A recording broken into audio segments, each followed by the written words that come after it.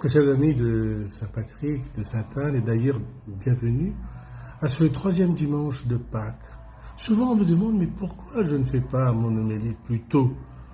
C'est vrai que je dois le faire plus tôt, et c'est pourquoi je le viens samedi, en sortant de la prison, parce que c'est quand je reçois des témoignages sur le texte, sur la parole, des commentaires de ceux qui sont là ailleurs et qui en parlent, que je suis inspiré, que je vois la présence du Seigneur et surtout ce Jésus ressuscité qui rencontre les disciples d'Emmaüs sur la route d'Emmaüs.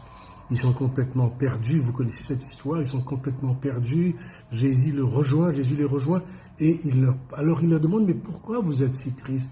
Il lui dit, mais tu es le seul à ne pas savoir ce qui se passe. Et que se passe-t-il?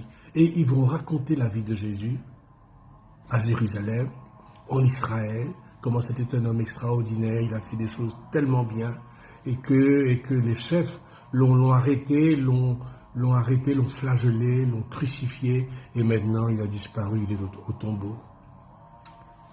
Et Jésus leur dit, mais comment vous avez le cœur lent à croire, votre intelligence lent à croire, vous ne comprenez pas?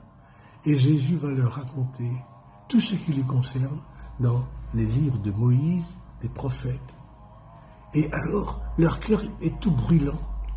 Et arrivé à Emmaüs, où Jésus fait semblant de partir, vous savez cette histoire, Jésus entre avec eux, il les invite, Jésus rentre avec eux, et à table, ils rompt le pain, et ils le reconnurent. À ce moment, il disparaît. Alors c'est ce texte que j'ai dit aux prisonniers. Alors je leur dis, est-ce que vous avez déjà fait l'expérience de quelqu'un, ou bien plutôt d'une situation de détresse dans laquelle vous étiez, et puis quelque chose s'est passé? Alors j'ai eu des témoignages après témoignages, j'en ai eu 3 en tout, mais exceptionnels. Et à la fin, je leur dis, mais c'est Jésus que vous avez rencontré à travers ces personnes qui sont venues vous rejoindre. Vous ne les attendez pas du tout. Vous ne savez pas qui il était. Et ces personnes, ceux que vous attendez, ils n'étaient pas là, mais ceux que vous n'attendez pas, ils sont venus. Et quand ils sont venus, ils vous ont porté une joie extraordinaire, extrême. Et depuis ce jour, vous n'oubliez pas ce qu'ils ont fait pour vous. Alors je crois que dans notre vie, ce Jésus que nous rencontrons, nous le rencontrons souvent sur nos routes. Et on ne savait pas que c'était lui. C'était par la personne d'un ami, de quelqu'un, qui vient vous tirer dans une difficulté énorme dans laquelle vous étiez. Et son visage reste en vous, et vous êtes éternellement reconnaissant de ce qu'il a fait pour vous. Je leur dis, mais c'est Jésus que vous avez rencontré. Et c'est ainsi que nous avons partagé, nous avons prié. Car ce Jésus, il y a l'un d'eux qui dit, moi je n'ai qu'une religion. Mais quand je pense à Jésus qui est crucifié pour nous, ça me touche profondément. Oui, c'est ce que expérimentent les disciples d'Emmaüs. Ce Jésus qui est mort pour eux, eh bien, il n'est pas parti.